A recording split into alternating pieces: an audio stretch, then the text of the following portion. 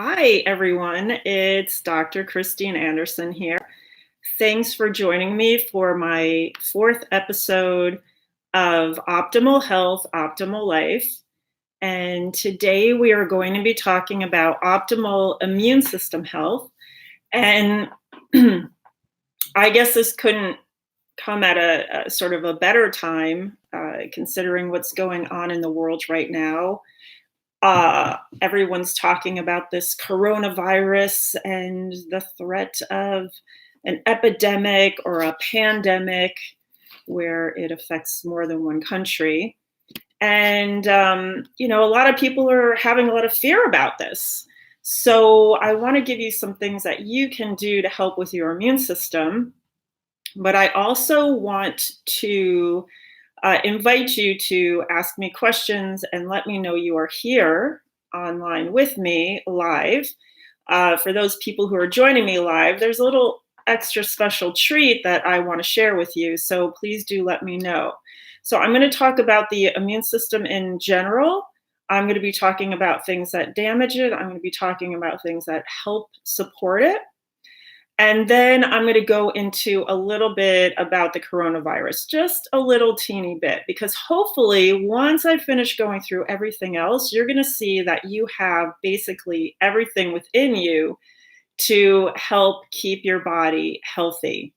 So the first thing is that my title of Optimal Immune System Health was intentional. I didn't say, boosting your immune system or things like that, because with our immune system, we want it to react appropriately to what's happening in our bodies as a response to what's going on in the environment. We don't want it to go, we don't want too little, we don't want too much, we want just the appropriate amount of our immune system activation for what's happening in our bodies. So I'm going to go all the way back to the germ theory, because so many times I will have patients say to me, oh, I don't want to come in because I'm sick, or I don't want to bring my child in because they have whatever going on. And I say to them, well, I don't believe in the germ theory. And it's basically been disproven anyway, but it's saying that the germs are the cause of the disease. And we just assume that if you're exposed to a pathogen or a germ, you're going to get sick. That's it. You're doomed, right? Well, this couldn't be farther from the truth. And Pasteur, actually, before he died, admitted that germs were, quote, ordinarily kept within bounds by natural laws, but when conditions change, when its virulence is exalted, when its host is enfeebled, the germ is able to invade the territory which was previously barred it. Those are his words. Can you imagine that's what people used to talk like? Very flowery and wordy. Now it's all, LOLs and abbreviations. But basically what he was saying is that it's the environment of the body that allows a disease or a germ to propagate. It's not the germ itself. So this is a premise that was actually, the germ theory was disproven in 1968 by a Pulitzer Prize winner who proved that the germ theory wasn't applicable because germs are always changing. So there's no way that just one germ can cause one disease. So this is because germs are capable of adapting to their environment, and it's this action of germs that causes them to become resistant to things like antibiotics. And that's what's happening more and more. And not only do they become resistant to them, but they actually use them as a food source. So this whole germ theory thing is just not flying. And they've done studies where they've actually put cold viruses and flu viruses up people's noses. Okay, you can't get more exposed than that, right? Yet not everybody who was exposed to these viruses came down with the cold or the flu. So what's happening? Why has this germ theory kind of persisted in our world today, that people are still having this misconception that just because they have an illness, they're going to pass it to somebody else or vice versa? So I think it's a couple of things, because with the germ theory of disease, we don't have to take responsibility for anything like a sickness. We don't have to say, oh, things I'm doing in my life are causing this. We can just say, well, it's the germs. So, nothing I can do about it. We can put that onus back on the doctor and say, okay, I've got this going on. What can you give me? I don't want to change. I don't want to do anything in my life. I want you to heal me. So in the short term, the medical treatment maybe can cause those symptoms to abate. Maybe it'll make them worse. Maybe it will be neutral. But if nothing is done to change what's happening inside the body, then no matter what, chronic illness is going to persist, because nothing has actually changed with what's going on in the body, and it may even be worse from the medication. So if we can blame germs that are invading, blame our sicknesses on our germs that are invading our body, then it's not our fault, right? And it creates this dependency on big pharma to protect us. And that gives them a lot of power and cachet. So it's going to set up a scenario where then they have this means, this mode to propagate fear. And that's sort of what's happening with this coronavirus thing. It's like, oh my gosh, I know it's happening in China, but it could come here because of the travel aspect. And yes, it could. But there's nothing they can do medically to stop it or prevent it, but there's some things that you can do to make sure that your body is able to handle a virus that comes your way. So by keeping people in fear, it also keeps them under control, because then they're kind of helping you see that there's nothing you can absolutely do. You're at the mercy of this virus. So we want to try to reprogram ourselves so that we can actually help. Instead of hurting what's going on with us for our immune system, we can help it. So if you think you're going to get sick, you're already setting up that to happen, believe it or not. So you want to empower yourself so that you can have that positive mindset that you have things that you can absolutely do. Okay? So let's talk a little bit about what the immune system is. And just, sorry, one last word on sort of bacteria and germs and whatnot. This is super interesting because bacteria get a bad rap, a bad name, but they are actually part of our healing process. And our bodies are colonized by many microorganisms, and that you'll hear different amounts for the numbers. It will range from 1 to 1 to 10 to 1. So the latest is that we have 39 trillion bacteria cells living amongst our 30 trillion human cells. So we are really more bacteria than we are human, if that number is correct. So just something to think about, right? Okay, so I'm going to try to delve into the immune system and what it is. And I'm going to try and keep this very concise, and I'm going to try and keep it very simple. And it's a complicated topic, so hopefully we can get through this intact. But basically, there are two parts to the immune system. We have the innate immune system, and we have the adaptive immune system. You are born with your innate immune system, It's inherited from your parents, and it's our first line of defense when we are confronted with some sort of pathogen.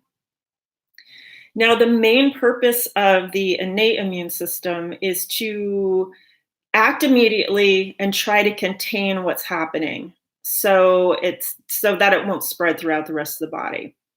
And you've got different parts of the innate immune system in different parts of the body. Everybody always thinks about, you get your white blood cells checked in your blood, but really our first line of defense is our gastrointestinal system, which accounts for about 70 to 80% of our immune system with the probiotics or friendly bacteria. And then we also have our whole mucosal system. So inside our mouth, our saliva, which contains something called secretory IgA. And this is going to continue obviously into our gut. And then we've got our respiratory system, we've got our skin, we've got our cornea, and we also have our genitourinary tracts. So there's a whole thing that goes on with our immune system in these. If you think of where our bodies are open to the environment, so where you have basically holes, right? Eyes, mouth, nose, your breathing, your eliminatory. So where we have those openings into our environment, we want to have some way to protect ourselves and keep a barrier between us and the environment. There's also a part of the immune system in the brain that's kept separate as long as our brain blood barrier is intact. That's a topic for another day, but I just want to mention this neuroimmune system because it's super important. And I'll go into the brain a little bit in a second. So, not only does the innate immune system start that first process of kind of walling things off and trying to deal with the issue as it's coming, it also has to tell the adaptive immune system kind of what's happening, what's going on, where the problem is. And so there's a series of things that happens with that. So the adaptive immune system is developed as you are going through your life. And this is kind of the thing of getting colds, of getting childhood diseases, or I don't even like to call them childhood diseases because they're childhood issues or collection of symptoms. But these mild viruses and bacteria actually help strengthen our immune systems. And it gets our immune system working because if we have something big come along, we want our immune system to sort of be ready to go. And if it's not, it might not act appropriately. Remember, I talked about we want it to be just right, not too much, too little. So this is the one that is, there's a couple of things that go on here, and there's humoral immunity, which occurs outside of the cell, and there's a cell-mediated or cellular immunity inside the cells mediated by another group of cells called T cells. I'm not going to really get into that in this session, but the key to remember here is that with the adaptive immune system is that when your body starts to come in contact with the adaptive immune system, this is the one that will create lymphocytes that have memory to them. So they will remember. So if you are exposed to that bacteria or virus again, your body goes, oh, I remember that. Right. Let's mount the troops. Let's get going. And it can do it way quicker because the first exposure is going to take a while to develop this immunity. It might take like 3 or 4 days up to 2 weeks for you to develop antibodies. So this is super important because let's just say you got chickenpox as a kid, right? You're not going to get it again. You have this memory in your body. And if you are having children, this memory is also expressed in the milk so that your child can benefit from the memory that you've acquired throughout your whole life. It's a super beautiful system. It's getting a little out of balance because some of the things that we're doing in our world today, but in general, this is what it's supposed to do. Another key thing about the adaptive immune system is it is supposed to recognize the difference between a foreign cell and your body cells. And this is key because if it becomes overactive, it will start to attack itself. And this is where we get issues with autoimmunity. Um, Now, there's two types of adaptive immunity, which is active immunity and passive immunity. And the passive is what I just was speaking about, where a mom can deliver immunity to her child passively by breast milk and through the placenta. That's passive. Active is where you're actually making your own antibodies. And this definitely is long lasting and permanent if you are actually getting the disease. With vaccines, it's variable because it may not create memory cells that last so long. And this is where it comes into play with booster shots. So I'm going to delve into that a teeny bit in a moment. All right. So we are going to just sort of dive into a little bit of what's happening or what we can do or try to avoid to damage our immune systems, right? Because it's a balance. We want to make sure we can do positive things, but we want to make sure we're avoiding the things that are damaging. So, numero uno are antibiotics. And it's sort of counterproductive because a lot of people are given antibiotics when they have some sort of condition going on or infection. And what's happening more and more is that they're not being tested to see if they actually have a bacterial infection because antibiotics are absolutely useless against viruses. So you want to make sure, number one, you have a bacterial infection. Make them do a culture if you are suspecting it might be bacterial, and don't take antibiotics until you are confirmed that it actually is a bacterial infection. And believe it or not, even if you have a bacterial infection, it doesn't necessarily mean you have to take antibiotics. And I know that's crazy. And again, that is a topic for another day. But they not only destroy your gut, they just sort of tear it apart, which will create a scenario of leaky gut, which then can let a whole bunch of things in that can create more damage and set up for possibly allergies, sensitivities, and even autoimmunity. It's going to destroy your gut microbiome. And what I just said was that our gut creates 70 to 80% of our immune system. So if you're destroying your gut microbiome, you're going to allow for something called dysbiosis, where you have an overgrowth of other pathogens that are just waiting around for things to happen. Remember that environmental terrain. So you start getting an overgrowth of yeast and other more pathogenic bacteria. Whoop, sorry, technical difficulty. All right, on the same line of the antibiotics are the hand sanitizers. So, everybody's like, okay, sanitize, make sure you kill off all the germs. Well, unfortunately, what's usually used in these sanitizers are chemicals such as triclosan, which is super toxic. And it has, again, contributed what's been going on with the resistant bacteria that I talked about. Antibiotics can also be found in our food, especially if you're using factory farmed food, our water supply, as we are emptying our medication into the toilet and it gets recycled. And you really want to make sure that you're not consuming antibiotics unnecessarily because they pretty much are everywhere. Number 2, avoid sugar. It depresses the immune system for 5 hours after you eat sugar, so you are very susceptible there. It feeds yeast, which can destroy your gut.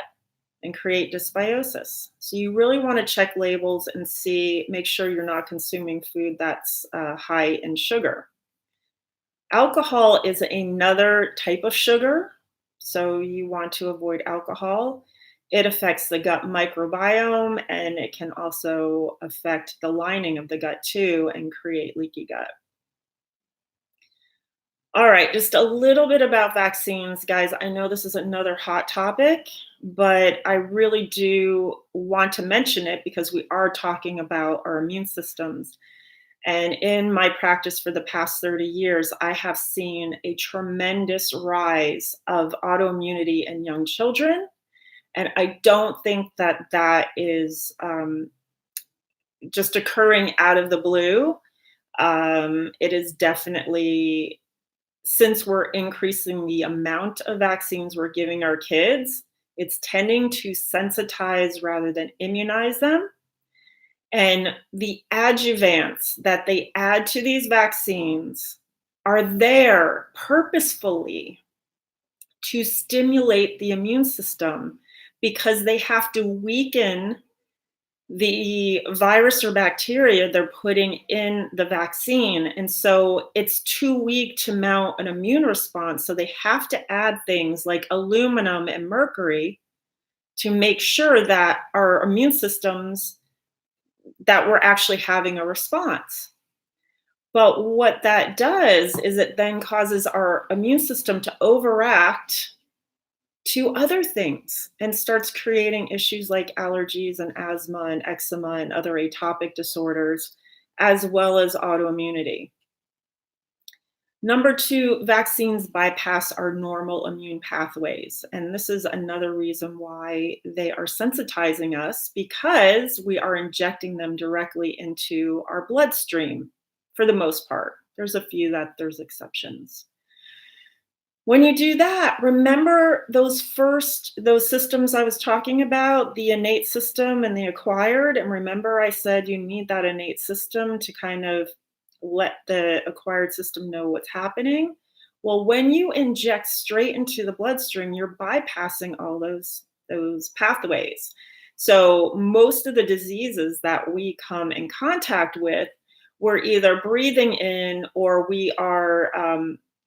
we're taking our hand and putting it in our mouth, right? So we're affecting our mucous membranes. And there's a series of pathways that occur to stimulate our immune system in a systematic way. And this does not happen with vaccines. There's a whole bunch of toxic substances which are toxic, which can affect our nervous system, our immune system.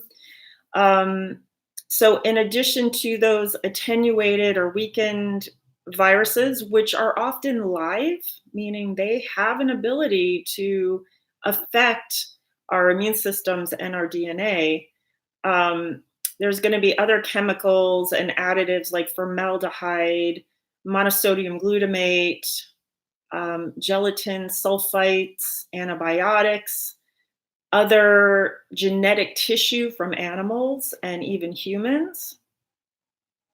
Sometimes they put drugs in there on top of everything else. So it's not just that virus that's weakened. You've got a whole bunch of other things in there. And you can look on the insert of the vaccines and see exactly what is in there. Not only that, but paradoxically, your immune system is often depressed after you get a vaccine. So like the flu shot, often you get the flu after. And a lot of these vaccines are only providing temporary protection because we have to get those booster shots, and they're sort of changing when these diseases happen. Environmental wise, you want to look at what's going on in your home and your work. Is there mold? Are there fungus growing? Your household cleaning products you're using, your body care products, that type of thing, because these things bioaccumulate and they affect our detoxification system. And then our body is having a much harder time with other things that it's trying to fight. So with medication and drugs, they can also have side effects for depressing your immune system. Things like smoking is going to rob the body of crucial vitamins. It's going to decrease oxygen and be a source of toxins and create free radicals. It's also dehydrating.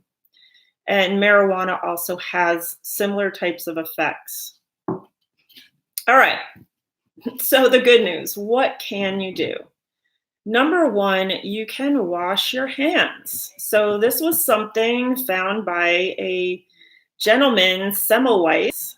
I don't know the year, but he was basically considered crazy. He actually did end up, so-called going crazy because he put together two and two that if you came from an autopsy of somebody who died of some disease and then you went and tried to help a woman who was giving labor, that there was that connection that you were transferring it from the cadaver to the woman giving birth. And he made that connection that maybe we should wash our hands in between doing that. And when people did that, the what did they call it? Childbed fever or something. I can't remember. It decreased.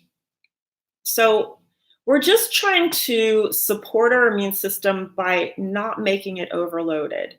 So washing your hands is going to help. You don't want to do it with an antibacterial soap though.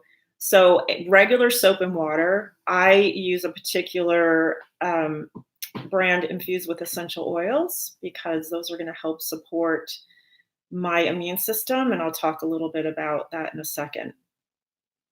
You can also use things like essential oils on the surfaces of things you're eating, etc., so that you're not getting exposed that way. Number two, chiropractic. Now, I am biased being a chiropractor, but the whole premise of chiropractic is built on the philosophy that your brain controls everything in your body, including your immune system.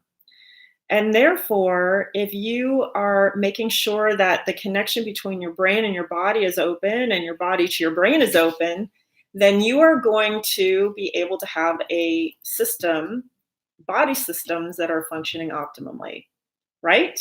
So, chiropractic. Diet. So we want to avoid the things that I talked about with the damaging aspect, right? No refined sugars, no processed products. You want to do organic, GMO, pesticide free. If you are having animal products, you want them to be wild and grass fed and all that. No farmed animals. You want to remove any inflammatory foods that might be creating distress in your body. And those typically will be in the forms of gluten, casein, soy, corn, etc. You want a high fiber diet.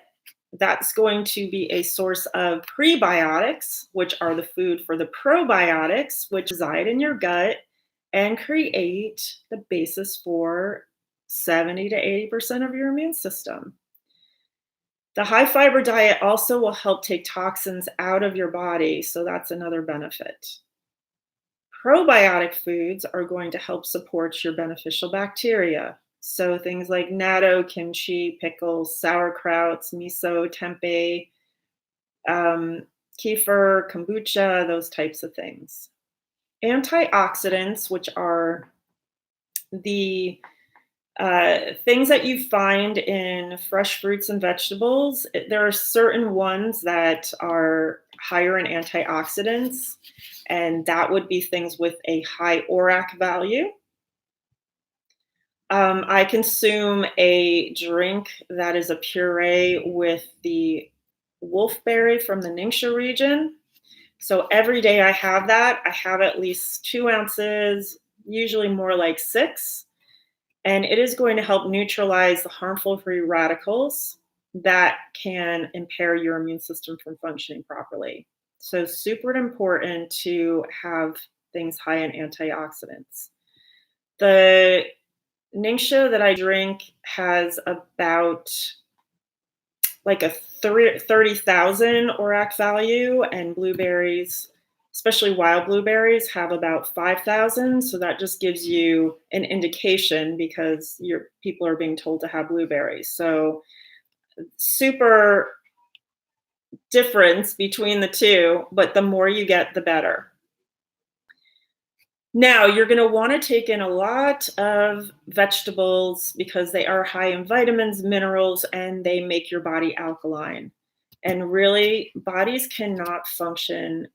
Uh, Germs cannot live in bodies that are alkaline.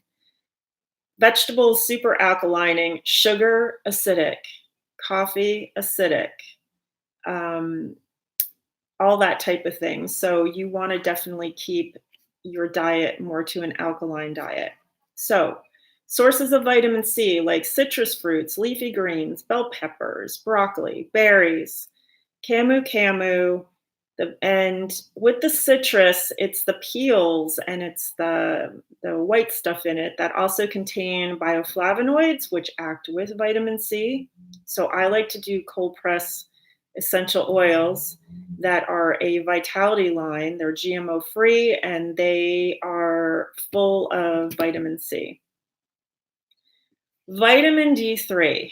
The best source of this is going outside in the sun for about 15 minutes, but you have to have your skin exposed.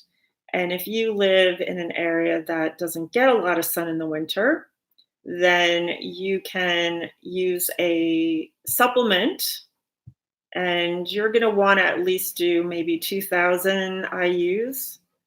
But you can also try having things that have other sources of vitamin D in them.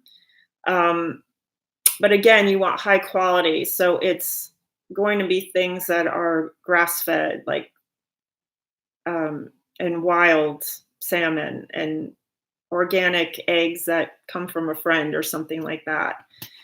But it is possible to get, and it's actually the best way to get it from the sun. All right, vitamin A helps boost immunity and lowers your risk of infection and supports wound healing as well. So things you want to eat are carrots, squash, sweet potatoes, dark leafy greens, cantaloupe.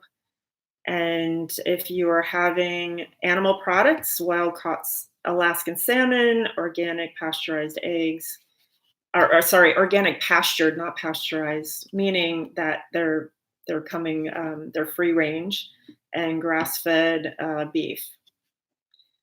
With zinc, you're going to be able to get that from spinach, nuts, and seeds. You want about 20 milligrams daily.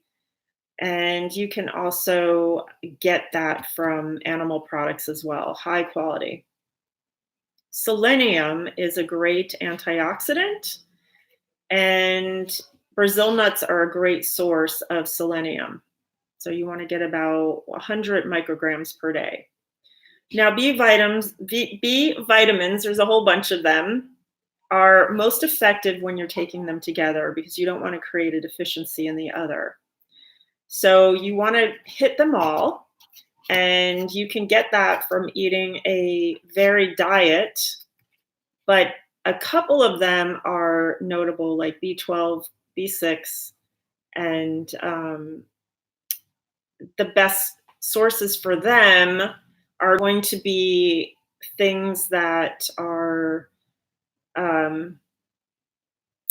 well, they're going to help repair tissues and aid in your immunity, and they're going to protect you from the damaging effects of things like air pollution. But the best sources are going to be dark leafy greens, those sort of smaller fish that are fattier, like wild caught in cold water, like herring, mackerel, sardines, and anchovies, as well as the wild Alaskan salmon. Nutritional yeast can be used if you are vegan, and you can also take a supplement if you just want to be sure. And that's generally what I do. I take a supplement, and I take a methylated B supplement so that it's going to have that methyl component in it at its center. A couple of other things that help are chaga mushrooms, and they actually have been shown to increase macrophage and killer cell efficiency. And you want to hydrate filtered water because you don't want any of the toxins in the water suppressing your immune system. And it's going to help flush out toxins and it's going to make your cells function at its best. So don't sanitize everything. We actually are finding that kids who are exposed to dust, dirt, and dander have a better immune system and have less problems like allergies, eczema, and asthma, which are atopic disorders. Exercise, you want to get out and ideally exercise outside, but at least moving your body moderately, not too much because you don't want to stress it out. So, as little as 20 minutes of walking 5 days a week can optimize your immune system function. And it also, along with your diet, if you're eating a plant based or low on the totem pole diet as much as you possibly can, and you're not eating processed foods and sugar and alcohol, it's going to affect your weight. You're not going to carry as much weight on you. Toxins are going to be released. And because obesity is going to affect the ability of the white blood cells to multiply and produce antibodies. So you definitely want to keep your weight at a optimal level. With sleep, you need at least 7 to 8 hours, or your immune system is not going to work properly. And then stress. If you're stressed, this is typically for me the sort of straw that breaks the camel's back. If I'm too stressed, then my immune system drops and I'm going to have something pop up, right? So you want to find ways to moderate your stress using things like meditation and yoga, deep breathing, laughter. Those are the best things that you can do. One of my favorite, I'm going to say plant medicine. It's plants are so amazing. The reason why they work so well is that there's so many components to plants that we don't even know everything that they are, but they are the things that have so many components to them that viruses and bacteria cannot adapt to them like they can drugs. Drugs are very, here's a drug, we're the same every time. Plants are like, hey, maybe this time we have a little bit more of this and a little less of that. Maybe some things act as an accelerator, maybe some things act like a brake, but they are so good for helping support our body system. And I love using things like herbs and essential oils. So some of my favorite immune system boosting herbs are elderberry, echinacea, astragalus, and other adaptogens that, such as astragalus, that are going to help support the adrenals. For essential oils, nothing beats a combination that is called Thieves. And Thieves is a blend of cinnamon bark, rosemary, lemon, clove, and eucalyptus. Now, I only use a particular brand of essential oils after I've done all of my searching and looking and educating and researching, because this brand is 100% pure. The way that they handle and process the oils is something called seed to seal. So they're growing them, they're having control over them, they're completely organic, they're non-GMO. They have a line that you can ingest that's actually has the non-GMO label on it. And how they are picking the plants and distilling the plants and how long it's being done, and it's only once, keeps that pure therapeutic property. And so this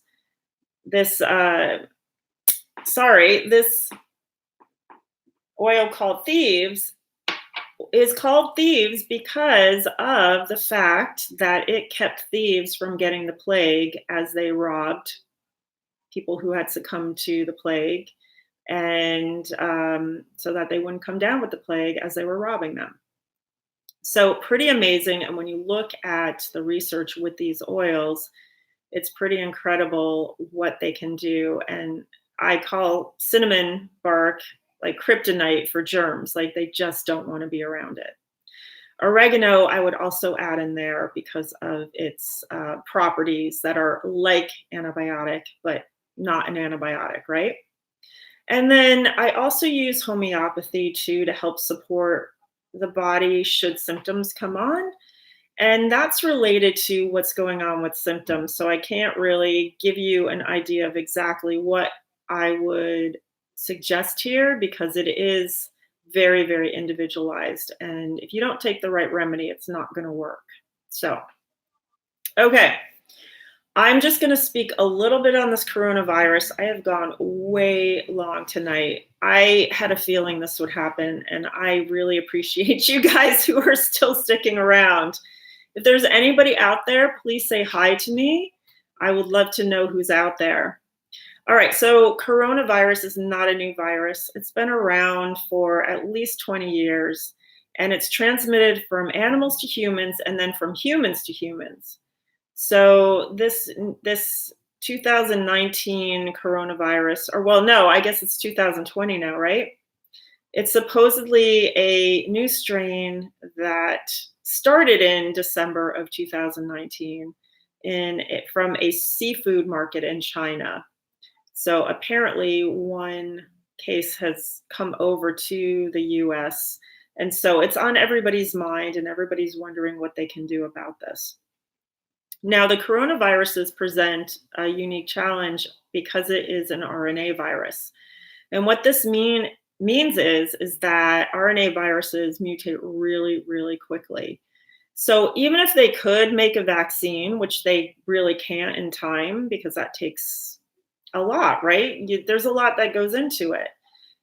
It would only be effective for a few months and then it would not be worth it. And here's the thing with viruses, all right? When they hit a fresh population, they are more virulent because our bodies have never seen it. So when it's around for longer, then our bodies again are going to be able to produce these memory cells and go, oh, I get that. So it's the same thing when the settlers came over to the Americas. And the Indians had never been had any experience with the rhinovirus. And that's just the common cold. So something that just makes us sniffle and our nose run and maybe we get a little cough actually killed the Indians. And there are so many different rhinoviruses that, we get one and we might get another cold, but it's a different rhinovirus. And then our bodies go, okay, I know that one now. And the more we're exposed to rhinoviruses, we don't really get colds that much anymore. So kids might get 1 or 2 colds a year. And as an adult, really that's not happening because we're having these memory cells. So this is why it's going to be very difficult to do any sort of proactive anything against this virus. But remember I said that plant-based remedies are going to have the edge over pharmaceuticals because they are so complex and their synergistic nature is going to work and adapt to what's going on way quicker than we can do with a pharmaceutical. So